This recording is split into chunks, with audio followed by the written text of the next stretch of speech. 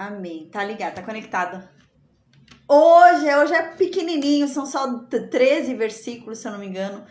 E amém. A paz do Senhor Jesus para o pessoal do Facebook, do Instagram, do YouTube, pessoal do Meet, amém. Deixa eu pôr aqui para gravar a aula, eu esqueci. A paz do Senhor Jesus para quem vai ouvir pelo áudio. A paz do Senhor Jesus para Dorinha, para Manuela, Elizabeth, Dona Maria, Cláudia, Nestina, para Cida, para Maria Oliveira, para Deise, amém, amém. Hoje a aula é bem curtinha, gente, é bem rápida. Acho que não vai dar nem meia hora, porque é simples, não é difícil a aula. A gente só vai falar uma questão ali no final que é meio esquisita, mas é simples, não é nada complicado. E são 13 versículos só, né? É curtinho. A gente vai estudar só 2 versículos do livro de Crônicas hoje. A paz, Eliane. Então é bem curtinha, gente. Hoje a paz. Hoje a gente está terminando mais um livro. Eu tô tão feliz, gente. São 10 livros da Bíblia que a gente já leu. Aleluia! Eu tô tão feliz, gente. 10 livros. Nossa, a gente já leu 10 livros da Bíblia. Glória a Deus. E a gente tá indo pro 11º. Na quinta-feira a gente começa o 11º livro. Glória a Deus. Nossa, como eu tô feliz. Tô muito feliz, gente. 10 livros. Hoje a gente finaliza o 10º livro. Glória a Deus. Amém. Hoje a aula é bem curtinha, é bem rápida, tá? A gente vai ver sobre o fim de Saul. Então a gente vai finalizar a história de Saul e eu vou falar um pouquinho mais sobre Saul, sobre esse personagem que agora a gente não vai ver mais, né? Então quinta-feira a gente vai começar a ver o início do reinado de Davi. A gente vai começar a ver ali a mudança da história de Davi. Amém. Eu vou orar agora, tá? Amém. E a gente começa então o estudo do primeiro livro de Samuel, capítulo 31. O último capítulo do primeiro livro de Samuel. Pra gente encerrar esse ciclo. Amém. E então quinta-feira a gente começa um novo ciclo, que é o ciclo do reinado de Davi. Amém, gente. Glória a Deus. Estou muito feliz. Amém. Meu Deus, obrigada, Pai. Obrigada, Senhor, por estarmos hoje finalizando mais um livro, meu Deus, mais um capítulo, por estarmos, meu Deus, tendo cada dia mais entendimento, cada dia mais proximidade contigo, Pai. Que venhamos a ter cada vez mais intimidade, que o Senhor venha falar conosco, que o Senhor, Pai, em nome de Jesus, venha nos transformar, Pai. Que a Tua palavra penetre em cada um de nós, meu Deus, e a chama seja acesa dentro de cada um de nós. E que venhamos a vigiar para que ela nunca se apague, Pai, em nome de Jesus. Derrama sobre nós discernimento, derrama sobre nós sabedoria. Pai, nos ensina nos teus caminhos, nos ensina na tua verdade, Pai. Torna a sua palavra compreensível a cada um de nós, Pai. Faça com que a tua palavra more em nossos corações, more em cada um de nós e que venhamos a conhecer, meu Deus, a tua vontade. Amém, Pai. Que a tua vontade seja feita em nossas vidas, que o Senhor guie os nossos caminhos e os nossos passos, que o Senhor nos abençoe, que o Senhor derrame sobre nós, Pai, as suas bênçãos sem medidas em nome de Jesus. Que o Senhor guie, Pai, os nossos caminhos, os nossos passos, que o Senhor nos oriente, que o Senhor, Pai, em nome de Jesus, Senhor, amém, derrame sobre nós a sua misericórdia, a sua graça, que a sua bondade nos alcance, Pai, em nome de Jesus, e nos siga todos os dias das nossas vidas. Que o Senhor nos perdoe, Pai, por nossas ofensas, Pai. Que o Senhor nos perdoe pelos nossos erros, nossos pecados, nossas iniquidades. E que o Senhor nos ajude, a sermos melhores. Que o Senhor nos ajude a melhorar, Pai. Amém. Que o Senhor nos livre de todo mal, em o nome de Jesus. Amém. Amém. Então agora, gente, a gente vai estudar o primeiro livro de Samuel, capítulo 31. A gente lembra que os filisteus estão prontos para guerrear contra Israel, né? E Israel, entre aspas, está pronto para guerrear com os filisteus. Só que não, a gente vai ver que não. Israel não estava pronto para guerrear com os filisteus. O que vai acontecer agora? A gente lembra, eles estão lá no norte, né? A gente lembra lá no território de Asser, no território de Sacar, lembra? Eles estavam lá. O pessoal de Israel se reuniu em Jezreel, lembra? Jezreel, né? Eles estavam ali em Jezreel, ali em Sacar, naquela região ali de Sacar. E os filisteus estavam ali na região de Asser. Mas a gente lembra que os filisteus mandaram Davi voltar para Ziclag com os soldados que estavam com Davi. A gente lembra que nesse meio termo já havia sido, né, a paz Suzete, já havia tido uma deserção ali no exército de Saul. A gente lembra disso, né? A situação já... eu tô falando isso, gente, porque agora vai ter mais desertores. A gente vai ver que o negócio vai piorar agora. Então, a gente lembra que na aula passada já havia tido uns desertores ali do exército de Saul e eles tinham ido para Filístia. Eles tinham se juntado com Davi, né? Então, esse povo foi para Ziclag, a gente viu na aula passada, né? E enquanto isso, enquanto Davi estava ali lutando contra os amalequitas ali, né, tentando retomar Ziclag, o que acontece? A Filístia vai começar a guerra contra Israel. A gente lembra que na aula passada, a pagesse que a gente lembra na aula passada, na aula retrasada, quando os filisteus mandam Davi voltar com os soldados hebreus, eles já começam a andar em sentido a Jezreel. Né? Então Davi tá voltando para Ziclag com seus soldados e o exército filisteu tá fazendo o quê? Indo para Jezreel. Quem é que tá em Jezreel? O exército israelita. Então eles estão indo para a guerra. E agora a gente vai ver isso. Começou a guerra. Começou a guerra. O negócio vai ficar feio, porque parece que o número de filisteus é muito maior. A gente lembra que a Filístia tinha um domínio de armas, né? Que Israel não tinha ferreiro, não tinha um domínio de armas, né? E alguns bons soldados, a gente lembra que tinham ido para Davi. Saul estava ali na mão, né? Tava complicado para Saul. E agora vai acontecer um problema ainda maior. A gente vai ver que os soldados vão deixar Saul na mão. Muitos soldados vão fugir. Os soldados estão ali com Saul, vão ver os filisteus indo, vão ver que os filisteus estão em um número muito maior, né? Que o negócio tá feio. E eles vão fugir e deixar Saul, tá? Então agora a gente vai ver isso. A gente vai ver o fim da história de Saul, né? A gente vai falar um pouquinho sobre Saul também, né? A gente vai lembrar um pouquinho. Esse homem é um homem, né? Que ele até crê em Deus. Saul crê em Deus. Saul acredita. Saul tem fé. Mas fé sem obediência não é nada. Crer sem obedecer até Satanás faz. É isso que Tiago diz, né, no livro dele. Ele fala, crer até Satanás crer. A diferença é que Satanás não obedece. E é Saul. Saul crê, Saul tem fé, mas Saul não obedece. Né?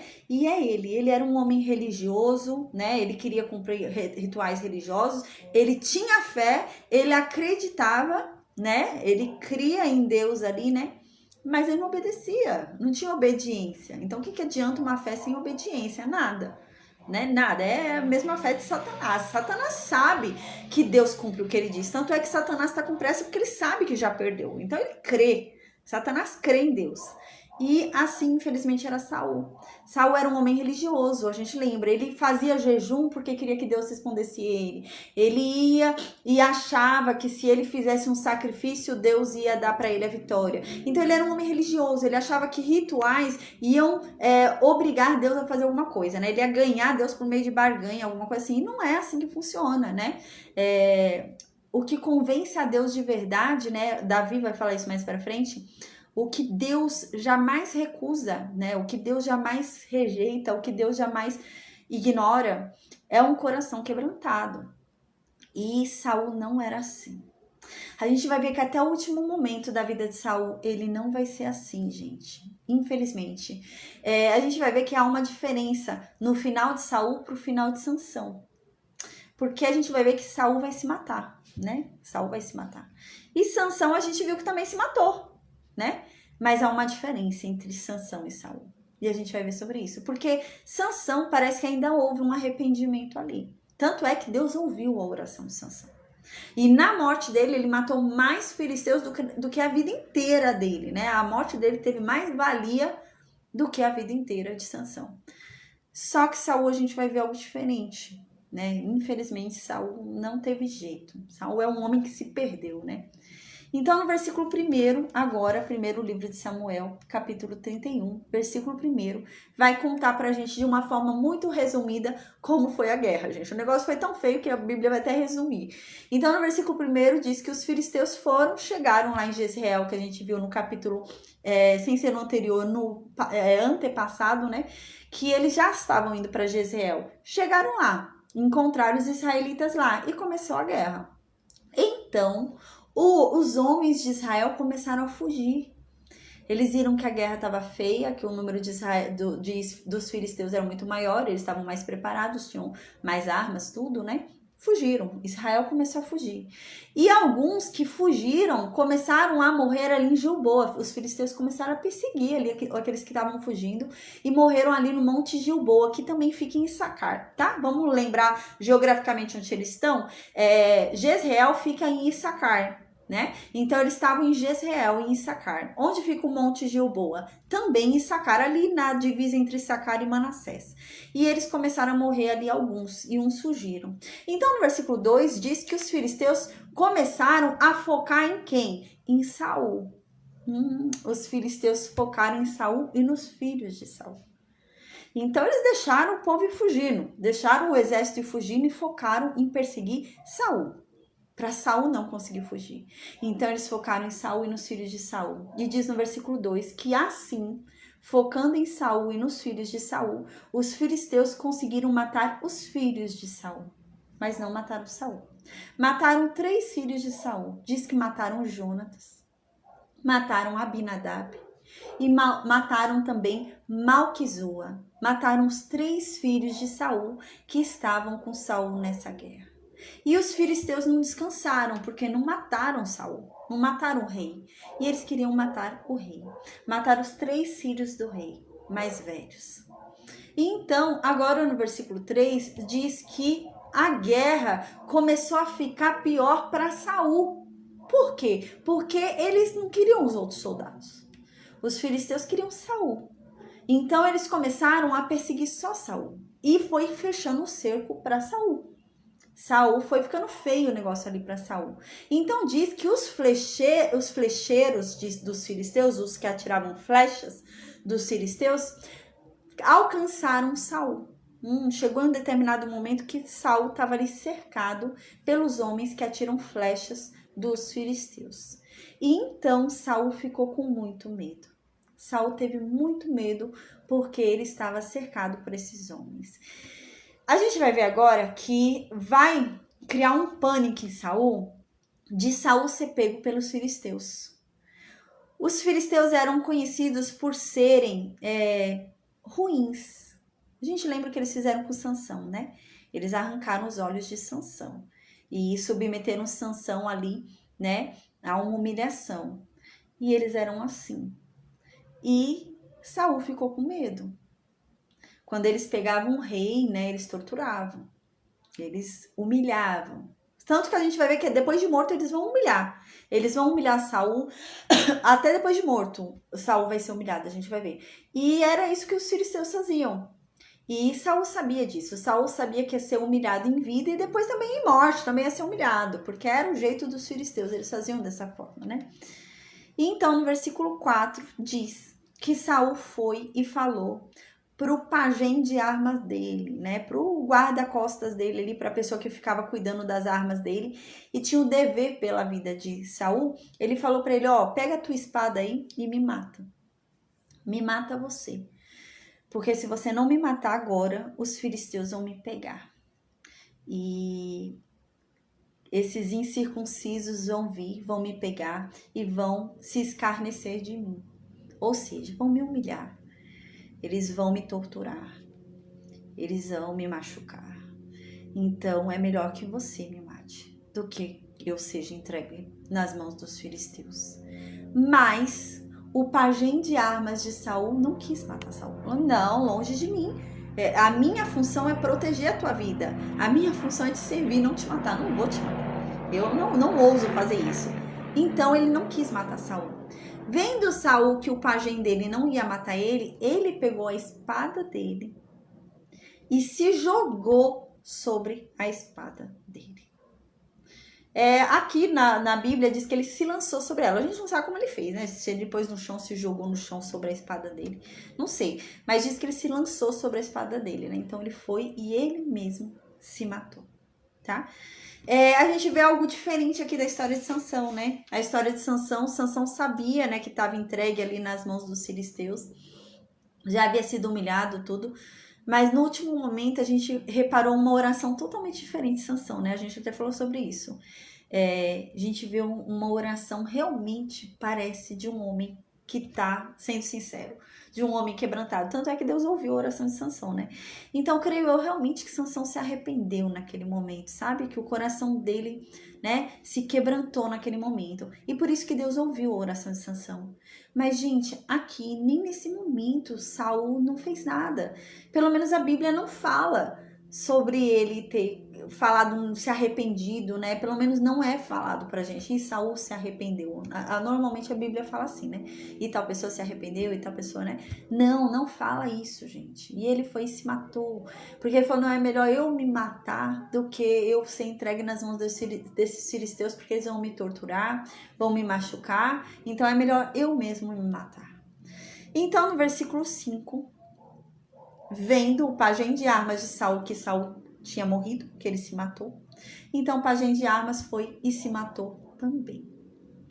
Então no versículo 6 diz que assim foi que faleceu Saul e os 3 filhos de Saul.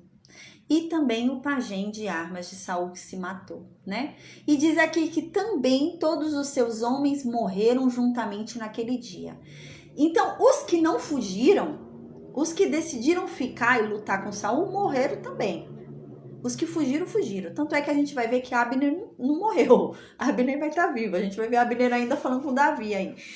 Abner está vivo. Então Abner deve ter fugido aí, imagino eu, né? Abner está vivo. Abner, o primo de Saul, está vivo. Mas os que ficaram para a luta, morreram. Todos que ficaram para a luta, morreram, né? Então agora a gente vê o triste fim de Saul, né? Um homem desobediente, né? Foi o que eu falei. Que adianta você ter fé, que adianta você crer, né? Se você não tem obediência. É que nem Satanás. Satanás crê e é desobediente, né? Então é a mesma coisa Saul. E é uma pena, porque Jonatas, né? Jonatas parecia ser um homem tão fiel, né? Ele até nesse momento ele foi fiel ao pai dele, sabendo que o trono não seria dele, né? Ele foi fiel a Davi também. Era um homem que realmente ele aceitava a vontade de Deus, né? Jonatas. Parecia que ele seria um bom rei, né? Infelizmente parecia que seria um bom rei. Mas ele não poderia ser rei jamais, porque Deus havia dado uma palavra, né? Deus havia falado que da casa de Saul ninguém seria rei. Porque Saul havia perdido esse direito da descendência dele ser posta, né, ali no reinado. E Deus cumpre o que ele diz, né? A palavra de Deus nunca volta vazia. Então, se Deus falou, Deus tem que cumprir. E foi um propósito de Deus a morte de Jonatas aqui. Porque se Jonatas não tivesse morrido, creio eu que ainda que Jonatas quisesse entregar o trono dele para Davi, eu creio que o povo não aceitaria. O povo recusaria. O povo ia querer Jonatas, creio eu, sabe? Então, realmente, Jonatas tinha que morrer, né? A gente vai ver que vai sobrar ainda filho aqui de Saul que vai se tornar rei. Mas era muito moço. A gente vai ver que era muito moço, né? Não vai dar certo, não. Então, eles morreram no mesmo dia. Todos eles, né? Os 3 filhos de Saul, mais Saul. Então, no versículo 7 diz: E vendo os homens de Israel que estavam deste lado do vale e deste lado do Jordão, que os homens de Israel fugiram, e que Saul e seus filhos estavam mortos, abandonaram as cidades e fugiram. E vieram os filisteus e habitaram nelas. O que está dizendo aqui? Eles estão do lado oeste, né? Do lado oeste? Não, eles estão do lado leste, né? Eles estão ali do lado leste do Rio Jordão. Né? O lado oeste do Rio Jordão, a gente lembra que fica a tribo de Manassés, de Gade e de Ruben, né? Esse é o lado oeste. O lado oeste, lado do oriente, é o lado que tem Manassés, Gade e lá embaixo fica Ruben. De qual lado eles estão? Desse lado, o lado dos filisteus. Eles estão do outro lado do Jordão, né? Então, aqui está dizendo que os homens deste lado onde estava tendo a guerra, né? Então, que homens são esses? São os homens deste lado do Rio Jordão que está tendo a guerra. São os homens do lado da Filístia, os homens que estão deste lado. Eles começaram, a gente vai ver que homens são esses, né? Que homens são esses? Que pessoas são essas que começaram a fugir das suas aldeias, né? É o povo de Jezreel. É o povo ali de Issacar. Porque a guerra aconteceu nesse local. né? Aconteceu nessa cidade, nessa tribo, né? Ali dentro da localização de Issacar. Então, o pessoal do vale, aqui a gente vê inclusive que fala isso, né? Que vendo, né, o pessoal do vale, né? Vendo que os homens de Israel começaram a fugir, qual vale? O vale de Jezreel. Então, esse povo que morava nesse vale ali, que morava ali em Issacar, na região ali de Jezreel, saíram dali. Eles viram, não, os soldados de Saul fugiram, os filisteus ganharam, Saul tá morto, os filhos de Saul tá morto, perdemos a guerra, vamos fugir antes que os filisteus nos peguem, né, e façam alguma coisa com a gente, então vamos embora. Então, o povo que morava ali, no Vale de Jezreel, em Issacar, ali naquela região, fugiram, foram para outros lugares, gente, para onde não fala, deve ter ido para outra tribo, né? Então, eles fugiram dali, porque os filisteus estavam ali. E como eles fugiram dali, aqui no versículo 7 está dizendo que então os filisteus começaram a ficar lá. Os filisteus habitaram lá, moraram lá. É isso que está dizendo aqui. Então os filisteus começaram a ocupar aquele lugar de Jezreel ali, aquele norte ali de Israel. Os filisteus ficaram ali habitando naquele lugar. A gente vai entender por que isso é importante. Porque eles vão pendurar os corpos nesse lugar. Então, por isso que eles vão pendurar os corpos nesse lugar, porque quem é que tá morando nesse lugar? Os filisteus. Quem tá morando não é mais, o povo de Israel não ia deixar, gente, o corpo de Saul e dos 3 filhos de Saul ficarem pendurados, né, no muro da cidade. O povo de Israel jamais deixaria isso. Então, os filisteus tomaram conta daquela cidade, daquele local ali, daquele vale, né? E então a gente vai ver que eles vão pegar os corpos e pendurar os corpos, né? A gente vai ver isso daqui a pouquinho. Então, por isso que é importante essa informação do versículo 7 para a gente entender, tá? Senão a gente não vai entender como que os corpos estão pendurados dentro da cidade e o povo de Israel tá deixando, né? Não. Os filisteus tomaram posse desse lugar, porque o povo começou a fugir. O povo viu que Israel estava perdendo a guerra e fugiu para não ficar, para pagar para ver, né? Então os filisteus tomaram posse daquele local ali de Jezreel, de Issacar, Bet-Sean, todo aquele local ali de Issacar, né? Onde era o local da guerra, eles tomaram posse, tomaram conta, estavam ali, ficando ali, né? Habitaram ali.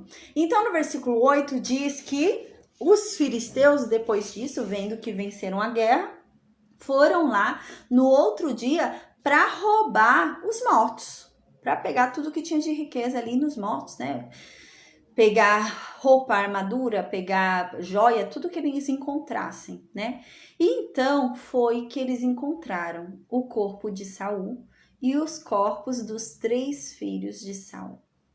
Eles encontraram os 4 corpos ali no Monte Gilboa.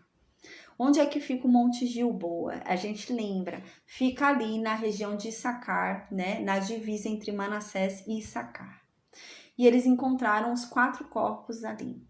Então, no versículo 9, diz que os filisteus cortaram a cabeça dos 4 corpos, tiraram as armas, pegaram todas as armas deles para si, e pegaram as cabeças e enviaram para a terra dos filisteus e saíram mostrando a cabeça por toda a terra da Filístia para falar sobre a conquista deles, né, por terem ganhado ali a guerra, e também levaram lá para o templo dos ídolos deles, para ir adorar os ídolos deles, dizendo que os deuses deles venceram o Deus de Israel.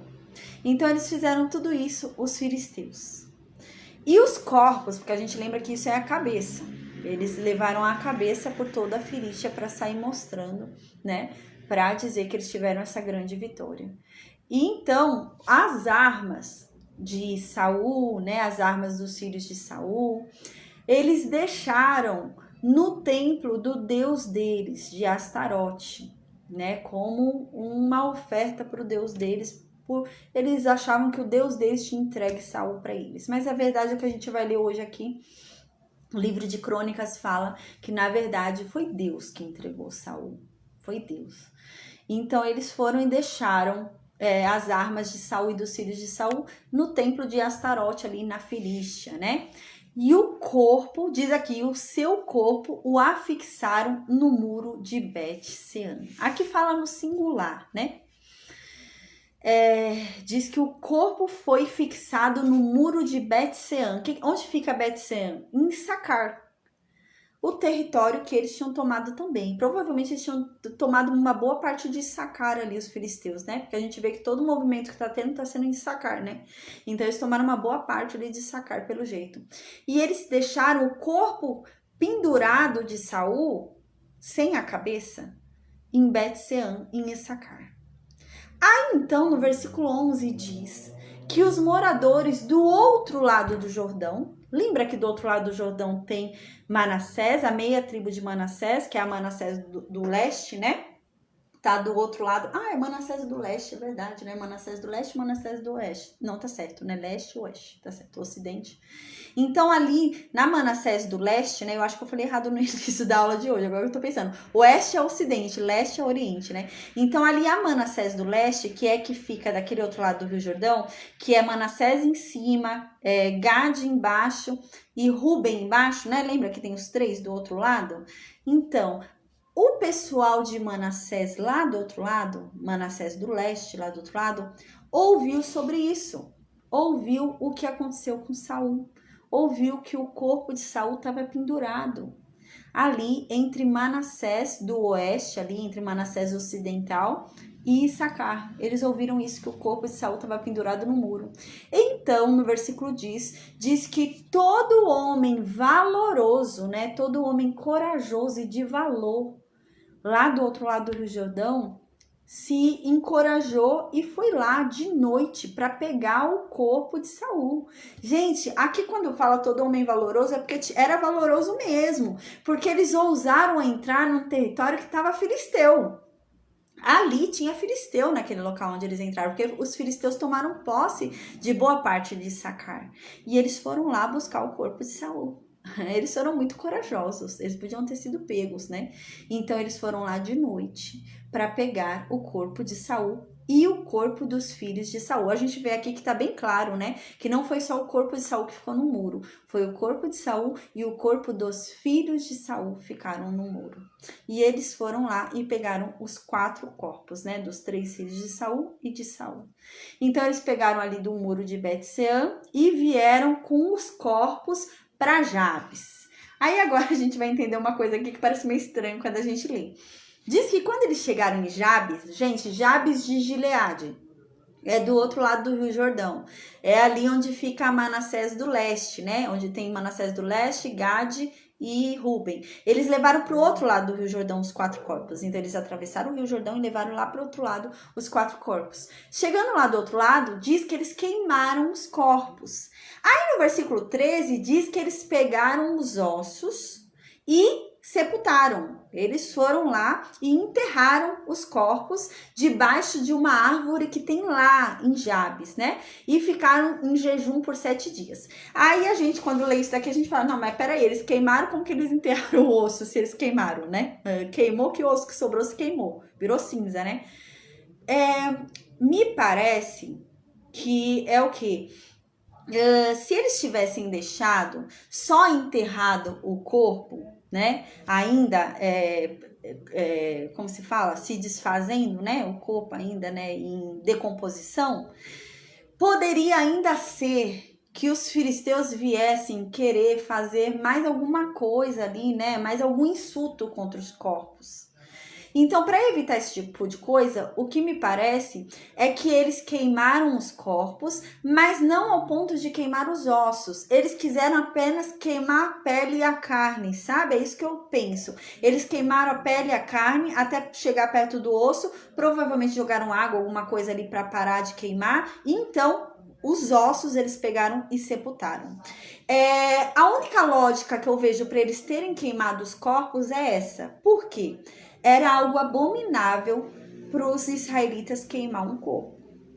Ninguém ia queimar corpo nenhum. Era algo abominável, eles não fariam isso jamais. Porque queimar corpo, gente, a fogueira, morrer de fogo, era para uns piores crimes. Então, era dada essa sentença, essa punição para os piores crimes. Então, eram para as pessoas abomináveis. Queimar o corpo era de pessoas abomináveis, de pessoas, né, detestáveis. Então, eles não fariam isso. Isso era detestável para eles. Eles não fariam isso. Creio eu que eles fizeram realmente para evitar, né, algum insulto maior do que já foi feito de arrancar a cabeça deles.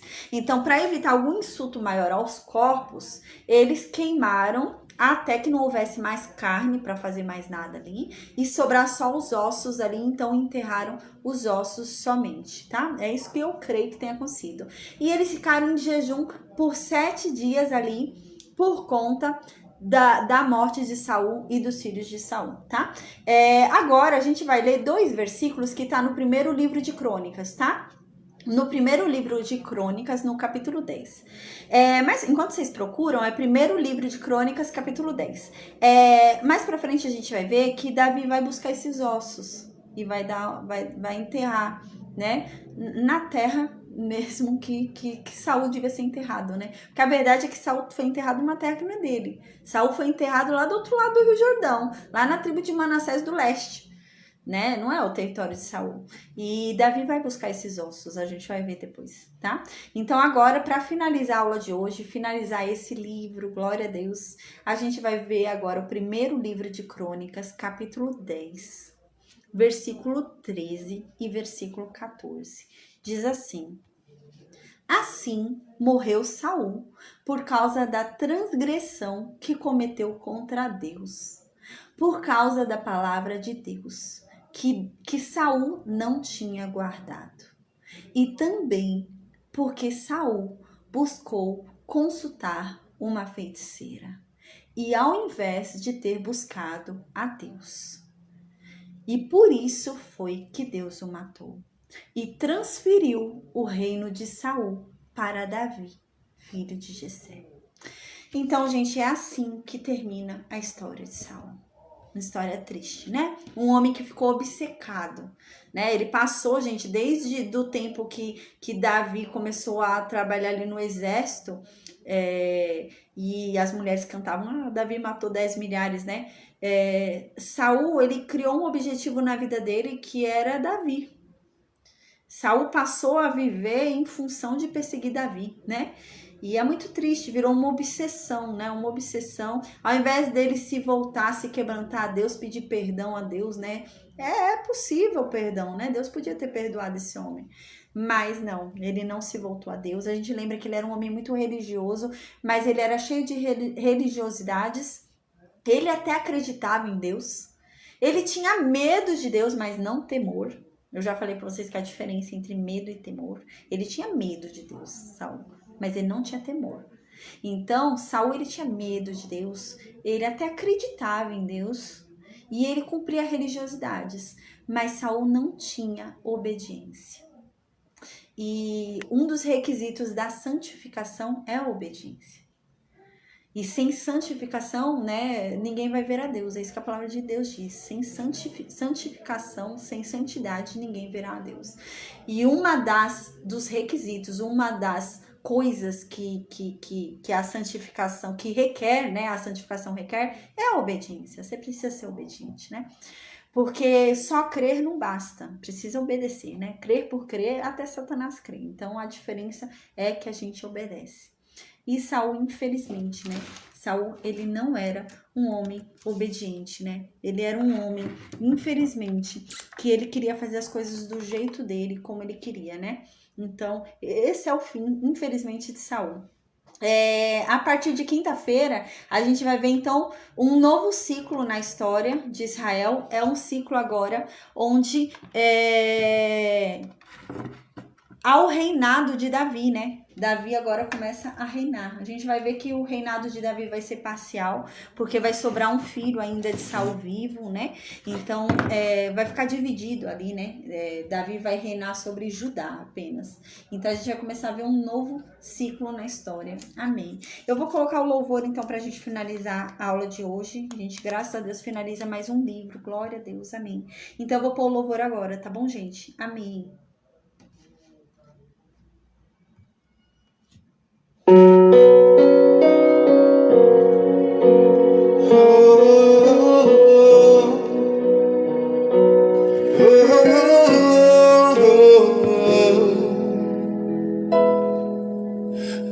que saudade de ouvir tua voz ao entardecer. Ah, que vontade de voltar ao jardim da inocência. Se eu pudesse, voltaria atrás e não faria novamente o que fiz. Troquei minha comunhão pela escuridão da noite, em trevas tornei os meus dias. Ah, que saudade de ouvir tua voz ao entardecer. Ah, que vontade de voltar ao jardim da inocência. Se eu pudesse, voltaria atrás e não faria novamente o que fiz. Troquei minha comunhão pela escuridão da noite, em trevas tornei os meus dias. Ah, que vontade de andar contigo pelo jardim, na viração dos dias, pegar em tuas mãos e voar pela imensidão da terra e te adorar. Ah, que vontade de dizer a ti tudo que aprendi nesse jardim da inocência.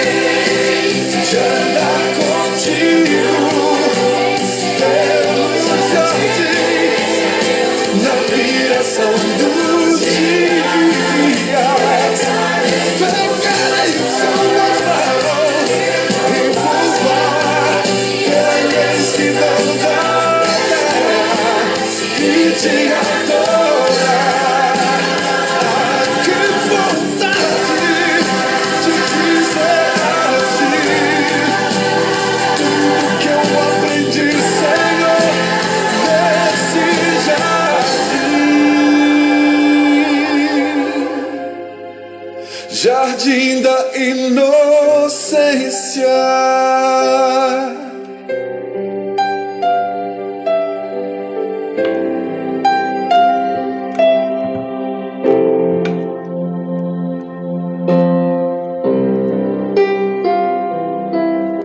Amém, amém, amém, amém. Glória a Deus, gente. Glória a Deus. Estou muito feliz. Finalizamos mais um livro, graças a Deus, o 10º livro. Quinta-feira a gente vai começar a estudar o 11º livro. É um novo ciclo na história. A gente vai ver agora o reinado de Davi. A gente vai começar a ver sobre o reinado de Davi. A história do reinado de Davi, gente, sabe? É algo extraordinário que a Bíblia faz. É mostrar as oportunidades que Deus dá, né, ao homem. Mas a gente vê que todos são falhos, né? Deus levantou juízes, não teve nenhum perfeito. Como o juiz que Deus queria que fosse, nenhum foi. Então, tem os reis. Não há nenhum rei como Deus queria que fosse, né? E é sempre assim, a gente vai observando na história que ninguém é como realmente Deus queria que fosse. Até que Jesus vem. Jesus é o juiz, segundo o que Deus queria que fosse. Jesus é o rei, segundo o que Deus queria que fosse. Então, em Jesus nós encontramos o juiz perfeito, que não havia no livro de Juízes nenhum juiz perfeito como é Jesus. E como Deus queria que fosse. E nós encontramos um rei perfeito, como Deus queria que fosse, e nenhum é. Porque quando entra agora na história Davi, a gente pensa, uau, Davi vai ser melhor. Davi vai ser bom. Davi vai ser melhor do que Saul. Só que não, gente. A gente vai ver que Davi também erra. Davi também falha. Davi também peca. Davi também não é perfeito como Deus queria que fosse. Não. E é isso. Mas, mesmo assim, Davi consegue achar graça aos olhos de Deus. E Davi consegue ser o queridinho de Deus, gente. Davi consegue isso. Davi consegue agradar a Deus de uma tal forma que Deus fala, Davi, eu sinto tanto prazer em ti. Eu me agrado tanto de ti, do teu coração, do que você faz, que eu vou te prometer uma coisa. Vai ser de você que vai vir o Salvador. Gente, uau, Davi ouve isso. Então, Davi era falho. A gente vai ver isso. A gente vai começar a ver agora essa outra parte da história de Davi, onde ele acaba pecando, acaba errando ali, né? Mas o problema não é esse. O problema não é errar, o problema não é pecar, né? O problema de Saul era esse. Saul errava, pecava, mas Saul, ele não se arrependia. Ele não aceitava a vontade de Deus. Ele não aceitava o juízo de Deus. Davi, ele erra. Davi, ele peca. Mas Davi aceita o juízo de Deus. Davi fala, Senhor, eu aceito. Eu aceito o juízo que o Senhor quiser mandar sobre mim. Eu aceito que o Senhor tire de mim o trono como o Senhor fez com Saul. Eu aceito que o Senhor tire de mim a riqueza, toda a riqueza. Eu só não quero que o Senhor tire de mim a tua presença. Então, a gente vê que Davi era diferente. Davi era diferente de Saul. E não era diferente porque era perfeito, porque ele não era perfeito. Ele errava, né? Ele era um homem falho. Mas a diferença estava no coração de Davi. Davi errava, mas ele se arrependia. Ele se arrependia, se quebrantava e aceitava. Ele principalmente aceitava a punição de Deus. Ele aceitava as consequências do pecado dele. Coisa que Saul não aceita, né? Saul nunca aceitou as consequências dos pecados dele. Enquanto Davi aceita, gente. A gente vai ver isso. Davi não queria aquela consequência, mas Davi aceita. Gente, vai acontecer coisas desastrosas na vida de Davi, a gente vai ver. A consequência do pecado dele com Batseba não é pequena, não. É uma consequência muito séria. E Davi sabe disso. Mas ele aceita. Ele aceita. Diferentemente de Saul, né? É aquilo que a gente já viu nos estudos, né? Durante o tempo que a gente estudou os livros de Moisés. Deus perdoa. Quando a gente se arrepende, Deus perdoa. Mas há uma consequência. E a gente precisa experimentar essa consequência. Às vezes a gente acha que a gente errou, a gente pecou, a gente falhou, Deus perdoou, passou uma borracha e nada vai acontecer. Não, há uma consequência. E a gente tem que experimentar essas consequências. E tem que aceitar o juízo de Deus. A gente tem que entender que Deus é o melhor juiz. Então, se Deus está me dando essa punição, se Deus está me dando isso como consequência do meu pecado, é porque é o que é justo. E Saul não entendia isso, mas Davi entende. Essa é a diferença de Davi. Davi aceita. Davi fala, não, Senhor, o Senhor sabe. O Senhor é justo. O Senhor é justo, tá bom. Eu aceito. Eu só não tira de mim a tua presença. Eu aceito o que o Senhor quiser mandar. Quer mandar a doença, manda. Quer mandar o que for, manda. Só não tira de mim a tua presença. Eu aceito passar pelo que for. Eu aceito passar pelo vale. Eu aceito passar por doença. Eu aceito passar por luto. Aceito passar pelo que for. Eu só não consigo passar por nada disso sem a tua presença. Uau, Davi é muito legal, gente. A gente vai começar agora a estudar Davi na quinta-feira, tá bom? Então, gente, parabéns a todos nós, amém, glória a Deus. O 10º livro que a gente finaliza, eu tô muito feliz mesmo, eu fico até emocionada, muito feliz. 10 livros lidos da Bíblia, gente, glória a Deus. Parabéns a todos nós, que a gente continue assim, nesse ânimo, nesse fôlego, que a gente não desista, né? Porque é isso, amém, porque é isso, quanto mais a gente conhece da palavra de Deus, mais intimidade com Deus a gente tem, mais conhecimento da nossa herança a gente tem, mais intimidade, mais fé, né? Então, se a gente... na Bíblia há várias promessas, né? Há várias promessas. É como se a gente não tiver conhecimento de todas as promessas que há sobre nós na Bíblia, é como se a gente, por exemplo, como se fosse uma pessoa pobre mesmo, necessitada, passando fome, sabe? Numa dificuldade muito grande, mas há uma herança deixada para ela milionária, mas ela não sabe que aquilo existe.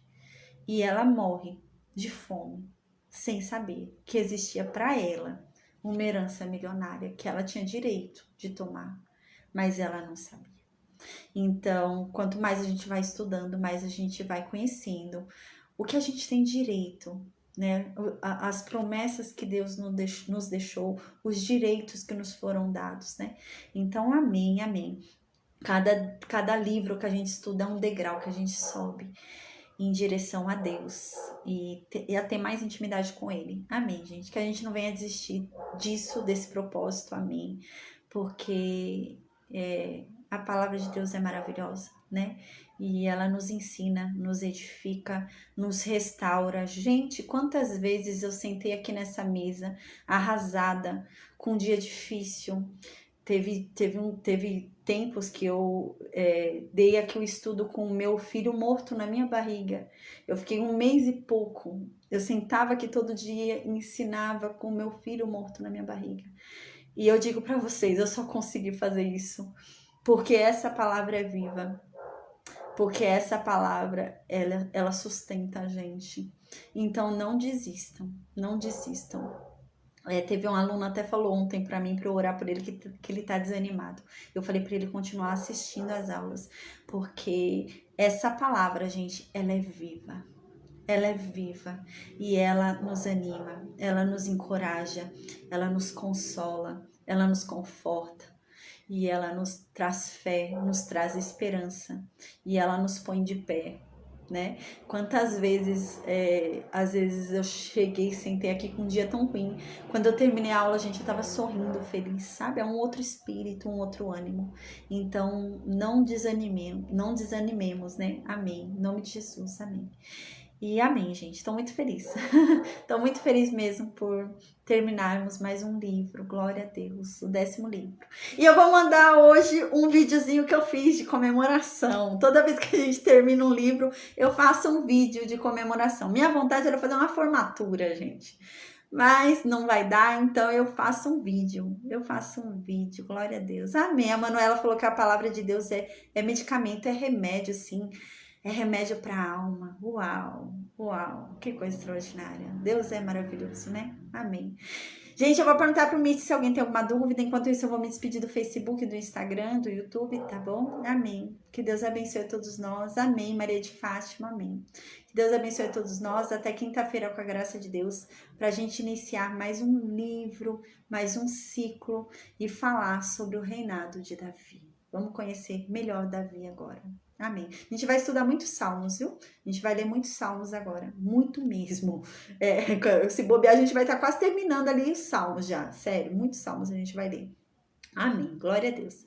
Então, eu vou se conectar ao Facebook e Instagram, tá bom? Amém.